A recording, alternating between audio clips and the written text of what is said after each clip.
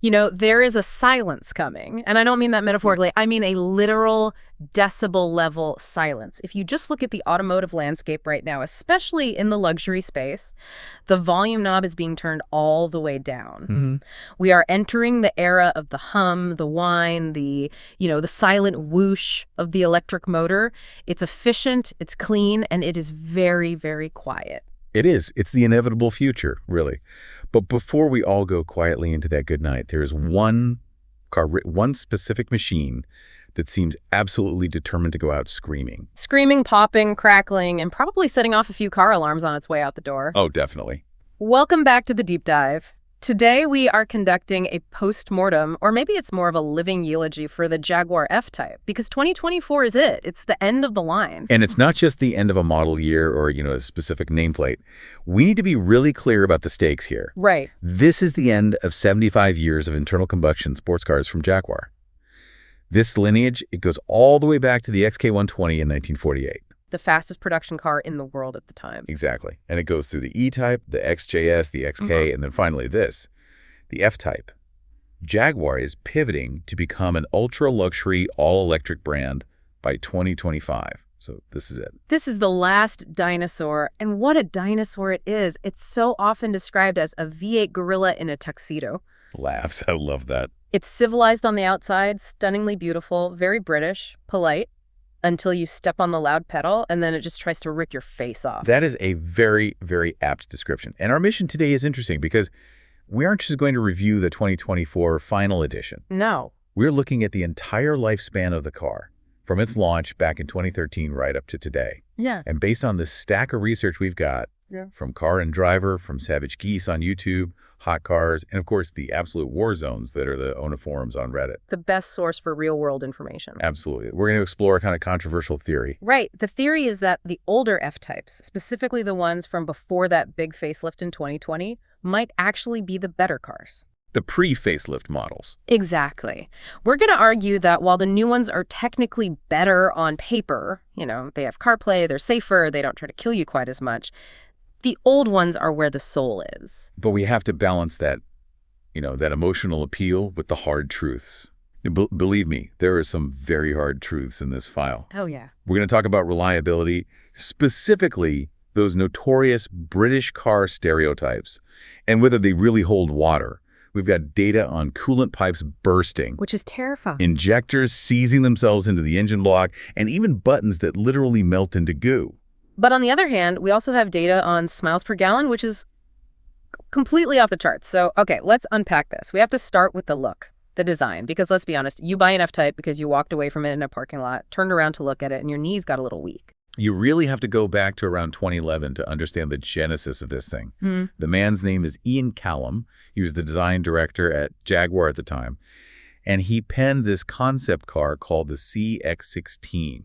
And Callum had, you could argue he had the hardest job in the entire automotive world. What was that? He had to design the spiritual successor to the Jaguar E-Type. And you have to remember, Enzo Ferrari, a man who basically hated everything that wasn't Italian, famously called the E-Type the most beautiful car ever made. No pressure, right? Yeah. Hey, Ian, just go ahead and redesign perfection. Have it on my desk by Monday. Exactly. But what Callum did was so fascinating. He didn't go retro. If you look at, say, a modern Ford Mustang or a Dodge Challenger, those are retro cars. Right. They're almost caricatures of their old selves. Totally. The F-Type was a modern interpretation of the values of the E-Type. That super long hood, the short rear deck, and the whole cab rearward design. It looks like it's moving even when it's standing still. And this brings us right to the first major point of contention in our research, the face. This is the big one, the pre-facelift versus post-facelift debate. If you look at an F-Type from, say, 2013 to 2019, it has these vertical headlights. They run up the fender lines. It gives the car a very specific face. I've heard it called a shark nose. It looked a little, I don't want to say cutesy because it's still muscular, but it had big eyes. It looked alert. It looked like a Jaguar, a big cat. Exactly. It had a unique identity. But in 2020, Jaguar did this major refresh. They swapped those vertical lights for these very slim, horizontal, kind of squinty LED headlights. The J-blade lights, I think they call them. That's the one. The goal was to make the car look wider and more assertive. More in line with modern aggressive styling trends. And here's where it gets really interesting. If you look at the consensus from the enthusiast communities, places like the Jaguar subreddit or reviews from someone like Savage Geese People are really torn. Well, torn is putting it kindly. Many are just straight up critical. They say the new front end looks generic. That's the word that comes up over and over. One of the critiques I saw repeatedly in the source material was that the new front end lost that British charm. It started to look a bit, well, to quote some Reddit users, Japanese. Like it could be an Acura or a Lexus or something. Yeah, a generic sports car front end. It lost that distinctiveness that Ian Callum originally baked right into it. The original had this certain elegance.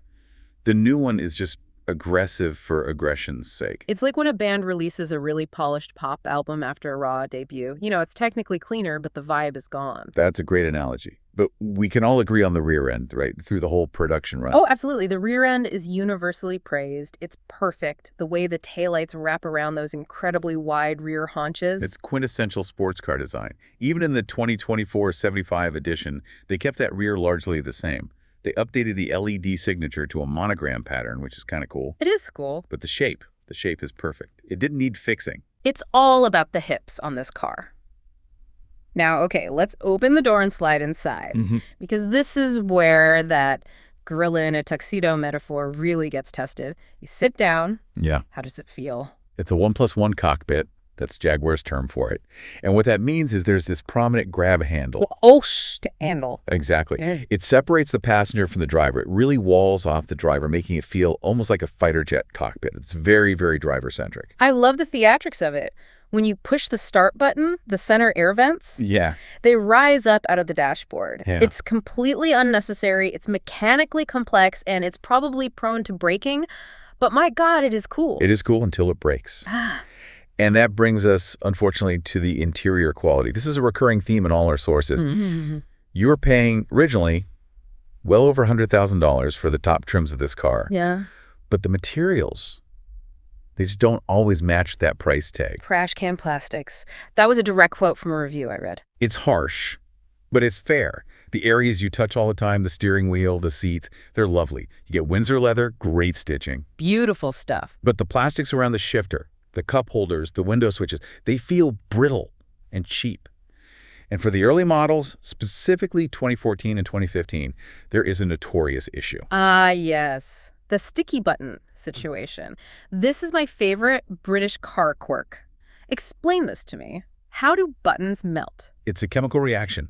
In those 2014 and 2015 models, Jaguar coated the plastic buttons in this soft-touch, rubberized finish to make them feel more premium. And it does. When it's new, it feels almost like velvet. For about a year. The problem is that chemical coating is incredibly unstable in heat and humidity. So if you live in Florida or Texas or Arizona, You're in trouble. The buttons literally revert to a goo. They turn into tar. We have reports from owners on the forums saying they got in their car on a hot day, they went to press the start button, and the button stayed depressed. Or having their fingerprint literally pulled off by the sticky residue. Imagine buying a $60,000 used sports car. You go to change the radio station, and your finger gets stuck to the button like it's covered in maple syrup. That is just disgusting. It is. It's a known disaster. Owners have to get rubbing alcohol in cotton swabs and spend hours stripping that coating off, or they have to buy replacement button kits. What a pain. The good news is, by 2016, Jaguar largely fixed this. They changed the material composition. So if you're looking for a used one, 2016 and up is much safer for your fingertips. That's really good to know. Okay, let's move on to the thing that actually matters. The reason you put up with sticky buttons and trash can plastic. The main event. The heart of the beast. The engine. This is where the F-Type separates itself from almost everything else on the road. And we have to talk about the hierarchy because not all F-Types are created equal. Not at all. At the bottom, you have the four-cylinder, the Ingenium engine. We can breeze past this one. It's a 2.0-liter turbo. It's fine. It's a good engine for a sedan like the XE. Right. But in a muscle car, a Grand Tour, it just ruins the point. It doesn't sound right. It doesn't feel special. If you're buying an F-Type for the experience, you have to skip the four-cylinder. Agreed. If I want a sensible four-cylinder sports car, I'll buy a Miata or a BRZ. I'm here for the drama. Exactly. So that leaves us with the V6 and the V8. And surprisingly, a lot of our sources, a lot of owners, say the V6 is actually the driver's choice. That's the sweet spot argument. Yeah. Specifically the V6 S model, which had around 380 horsepower. The argument is all about weight distribution. Okay. The V6 engine is physically smaller and lighter than that big 5.0-liter V8. It takes a significant amount of weight off the front. Some sources suggest the car feels hundreds of pounds lighter overall in that configuration. So it turns in better. It's less nose heavy. Precisely. It's more eager to change direction, it feels more nimble, and there's a crucial mechanical difference in the early models that the real purists love. Which is? The E6S came with a proper mechanical limited slip differential, an LSD. The V8s used a more complex electronic active differential. Purists, they often prefer the predictability and the raw feel of a mechanical LSD. It's just more organic. So the V6 is the scalpel. It is. It's the scalpel versus the sledgehammer. Yeah. Because then you have the V8, the 5.0-liter supercharged V8. The AJ133 engine. Yes. And this is an engineering marvel in its own right. I mean, think about it. Most of the competitors, like BMW or Mercedes or even Porsche, they moved to turbocharging years and years ago. Right. And turbocharging is efficient, but it has lag. You step on the gas, you wait for the turbos to spool up, and then you go. The sound is muffled too. But supercharging is instantaneous? Zero lag. Yeah. The supercharger is a belt driven directly by the engine's crank. You just touch the throttle, and the car lunges forward. It's this incredible linear wave of power, building and building all the way to the red line. Like a massive old-school muscle car engine. But with, high-tech refinement. Like a Hellcat that can read. I keep coming back to that description. I love it so much. And the power numbers are just bonkers. The V8S started at 495 horsepower, the R jumped to 550, and the crazy SVR had 575. And this brings us to another critical debate, the scary versus safe debate. This is vital for anyone looking to buy one of these. If you look at the model years, something really significant happened in 2016 regarding the drivetrain. The death of rear-wheel drive for the V8s. That's it. From 2014 to 2015, you could buy a 550 horsepower F-Type R with rear-wheel drive only. So you're sending all of that power, all of that torque, solely to the rear tires. And apparently, that went about as well as you would expect. I bet. It was chaos. The guys at Savage Geese mentioned this in their review, that owners were essentially stuffing them into trees. The car was incredibly tail-happy in the rain. Just forget about it. Wow. It was a handful. It required a huge amount of skill and respect to drive fast without ending up backward in a ditch. But that's the fun, isn't it? That's the Widowmaker reputation that makes cars like the old 911 Turbo so legendary. It is. It's exciting. It's dangerous. But Jaguar, I think, realized it was maybe too dangerous for the average luxury car buyer who just wanted a cool-looking GT. So from 2016 onwards in the U.S., they made all-wheel drive standard on all the V8R models. So the newer cars are faster off the line because they can actually put the power down. Right, they have grip. And they are safer, but they lost that edgy, is this thing gonna kill me? Thrill. Exactly. The AWD system is very good. It's heavily rear-biased, so it still feels like a proper sports car, but it won't let you do a 100-yard burnout quite as easily. Which again reinforces our theory. The pre-facelift, specifically those early RWD V8s, offers a raw experience that simply doesn't exist in the modern versions. And we have to talk about the steering here, too. Yeah. Because this is another one of those technical details that the forums just obsess over. The steering rack. Yes. In 2015 and prior, the F-Type used old-school hydraulic power steering. What does that actually mean for the driver in terms of feel? Hydraulic steering uses fluid pressure to assist you in turning the wheel.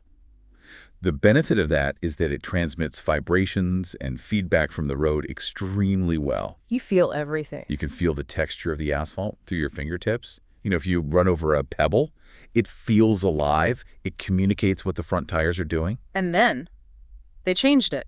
In 2016, along with the AWD, they switched to electric power assist steering, or EPAS.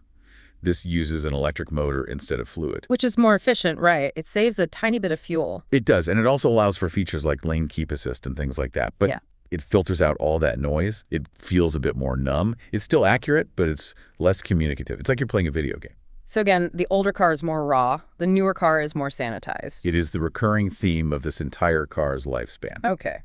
Now we have to talk about the noise. Because you cannot discuss the Jaguar F-Type without discussing the soundtrack. It is, I would argue, the primary selling point of the car. It's not just noise. It's orchestrated acoustical engineering. I mean, the F-Type is famous for its active exhaust. Well, there's a little button on the center console with a picture of tail types on it. The best button in any car ever. You press it, Valves open up in the muffler, and it basically bypasses most of the baffling. Well, it sounds like fireworks. The snaps, crackles, and pops on overrun. When you lift off the gas, it just goes bang, pop, crackle. It's childish, it's completely obnoxious, and it is absolutely wonderful. It was so loud on the early V8 models that owners reported setting off car alarms in parking garages just by starting the engine. I believe it. But, and here's another critical point for the older is better team, that sound changed. The great neutering of 2020. Yes. Due to stricter European noise regulations and new emissions standards, specifically the introduction of something called a gasoline particulate filter, or GPF. Like a diesel particulate filter, but for gas cars. Exactly. The exhaust on the post-facelift models, the 2020s and newer, is significantly quieter. They muffled the roar, they put a pillow over its face. They tamed it. The pops and bangs are much, much more subdued, or sometimes they're non-existent unless you are really ringing the engine out at redline. The raw, guttural violence of that 2014 to 2017 exhaust note is just gone in the new cars. That is genuinely tragic. So if you want the full V8 Gorilla experience, you really have to look at the older models. But, and this is a huge but, if you buy an older Jaguar, aren't you just asking for a life of misery and enormous repair bills? Yes. The elephant in the room, the British car stereotype. There's that old joke, right? If you buy a Jag, buy 2-1 to drive all the others in the shop. Or, why did the British drink warm beer? Because Lucas made their refrigerators. We all know the jokes. But what is the reality? We looked at reliability reports from Hot Cars, from RepairPal, actual mechanic advice on forums. Is it really that bad? The answer is nuanced. It is not a Toyota Camry. Things will break. But the way it breaks is very specific. The core of the car, the engine block and the transmission, is actually incredibly robust. Wait, really? The engine itself is reliable? The AJ133 V8 and the ZF 8-speed transmission that it's paired with are considered bulletproof by many, many mechanics. They can handle the power. They don't typically blow up. The problem isn't the metal, it's the plastic. It's always the plastic. Let's list the big 3 mechanical failures that every prospective owner absolutely needs to know about. Number 1. The coolant Y pipes.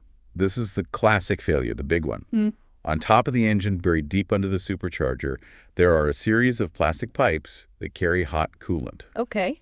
And they were manufactured with a seam right down the middle of 2 halves of plastic fused together. And I'm guessing that years of heat plus brittle plastic plus high pressure equals burst seams. The plastic just can't take it after a few years of heat cycles. The seam splits open, coolant sprays everywhere, and the engine overheats almost instantly. That sounds terrifying. Here's the really scary part.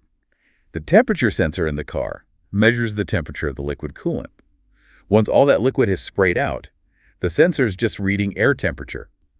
It might not even tell you the engine is overheating until the aluminum heads have already warped. So the gauge might look fine while your engine is melting. It's a game over scenario.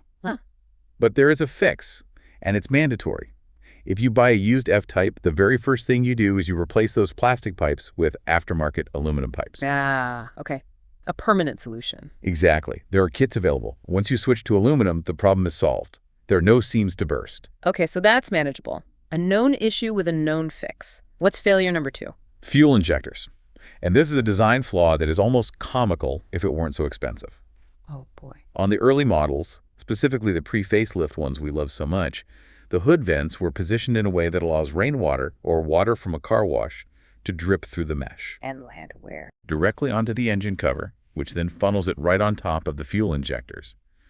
The water sits there in the injector wells, and over time, it causes the steel body of the injectors to rust and seize inside the aluminum cylinder head. Galvanic corrosion? That's nasty stuff. Extremely. So when a mechanic goes to replace a single bad injector, they can't get it out. It is physically fused to the engine block. So what do?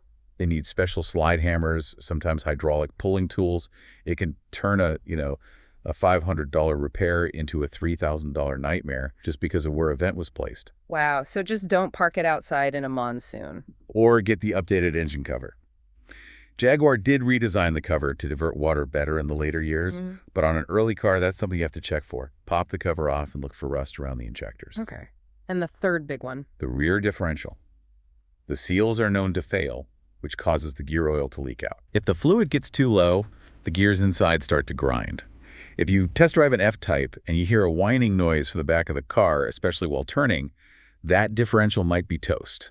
And that is a very expensive fix. Okay, so we've got Exploding coolant pipes, rusted-in injectors, and leaky diffs, plus sticky buttons and trash can plastic. It sounds like a complete disaster. So why did you say the engine is bulletproof? Because if you address the plastic pipes preventatively and you keep all the fluids fresh, the core components will run for 100,000 miles or more. It's the supporting cast that fails. Exactly.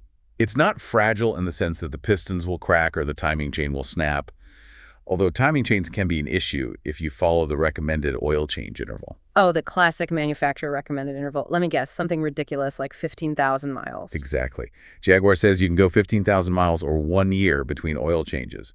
Do not do this. The sources are absolutely unanimous on this point. What's the real number? Change the oil every 5,000 miles or every 6 months, whichever comes first. Fresh, high-quality oil keeps the timing chain tensioners happy. If you treat it like a Corolla, it will die a painful, expensive death.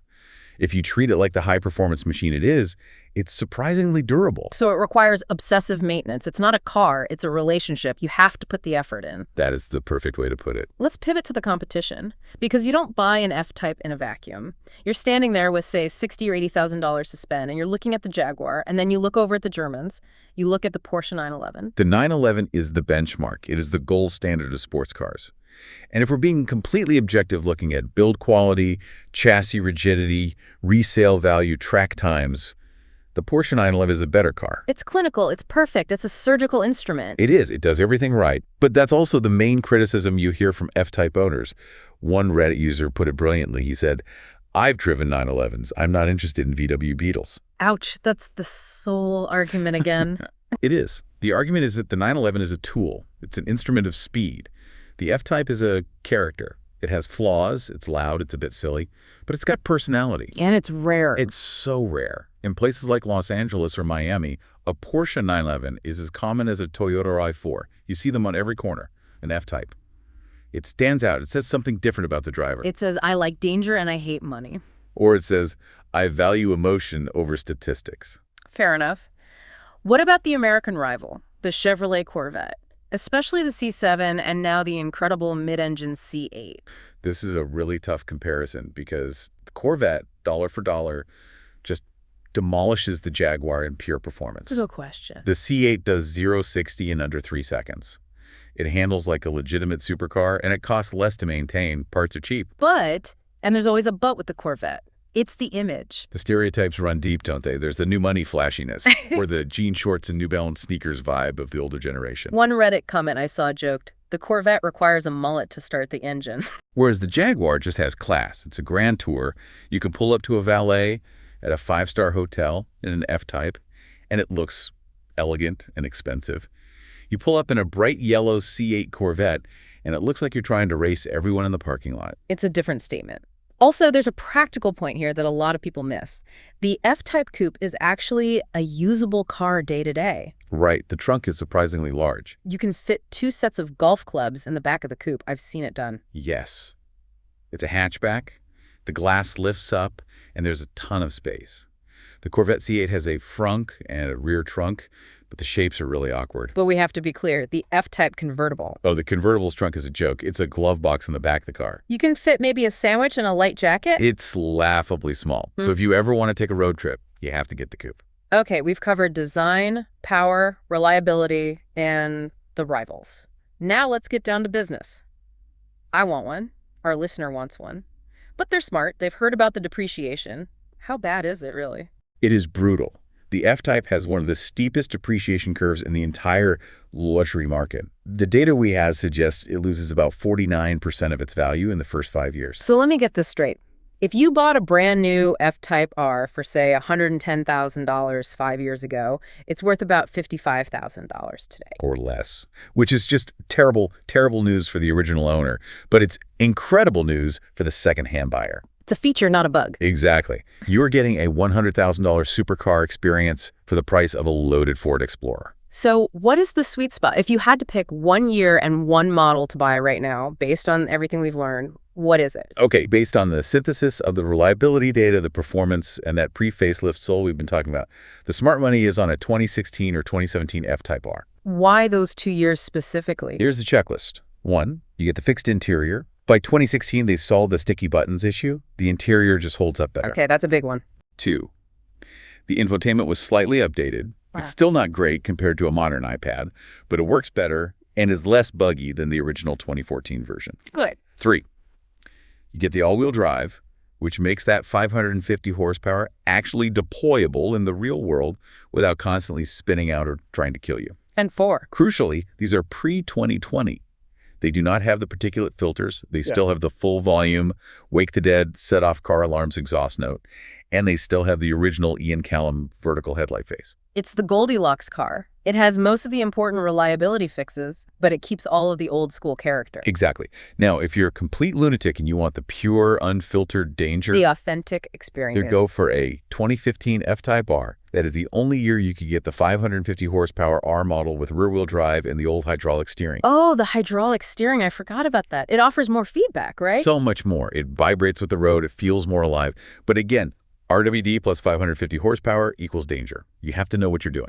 So, 2015 for the Brave, 2016-17 for the Smart. Okay, what about the maintenance strategy? You buy this car for, say, $45,000. Do you take it to the Jaguar dealer for service? Absolutely not. The dealer will charge you silly money, quoting a source here, for the most basic things. They'll quote you $400 for an oil change or $1,200 for spark plugs. So what's the move? You need to find a specialized independent mechanic, a Euro shop that knows Land Rovers and Jaguars. They'll do the work for half the price with the same or better quality. And you do that preventative maintenance. You swap the coolant pipes immediately. You don't wait for them to leak. Just budget another $1,500 right after you buy the car to bulletproof the cooling system. Think of it as an entry fee. You pay the coolant pipe tax up front, and in exchange, you get to drive one of the best-sounding and most beautiful cars in history. That seems like a pretty fair trade, to be honest. There is one final note on buying, though. If you're really terrified of repairs and you have a slightly larger budget, the 2020 and newer models do have a much better warranty. Ah, the Elite Care program. Right. It covers maintenance and repairs for 5 years or 60,000 miles. So a used 2021 model is likely still under a full factory warranty, which is a huge peace of mind. But then you get the squinty eyes and the quiet exhaust. That is the trade-off. Peace of mind versus soul. It really all comes down to that, doesn't it? Every time. So we've arrived at the verdict. The Jaguar F-Type is dying. 2024 is the final year. We've established that it is deeply flawed. It has cheap buttons, it leaks coolant, the tech is dated, and it's heavier than its rivals. And yet every single review, every owner forum post, it ends the same way. The person lists all the problems, they sigh, and then they say, but I absolutely love it. It's a car you buy with your heart, not with your spreadsheet. If you buy a car with a spreadsheet, you buy a Porsche or a Corvette. If you buy a car because you want to feel something every time you start it, you buy the Jag. And with the discontinuation, we might see prices stabilize or even rise for the best examples. The V8s especially are going to become really desirable. We just aren't making V8s like this anymore. Supercharged, front engine, that whole era is over. It is a future classic. I can see it now. 20 years from now, at a car show, people will look at the F-Type and say, can you believe they used to make cars that sounded like that? It will be remembered as the last great roar. So here's a final thought for you, our listener, to chew on. As we've said, Jaguar is pivoting to become an ultra-luxury, silent, all-electric brand. They are leaving the noise and the smell of gasoline behind. Mm-hmm. Is the F-Type the brand's glorious last stand, a raucous, gasoline-burning middle finger to the quiet future? Or was it just a pretty face that never quite managed to beat the Porsche 911 at its own game? That is the question, isn't it? Was it a triumph of character, or was it a tragedy of compromise? I think the answer to that really depends on whether you're looking at the lap times or if you're listening to the exhaust note. I know which one I would choose. Me too. Listeners, what about you? Would you take the perfect Porsche or the flawed but soulful Jaguar? Let us know. Thanks for listening to this deep dive. We'll see you on the next one. Drive safe. Or, if you're in that 2015 RWD Jaguar, just try to keep it out of the trees. We'll see you next time.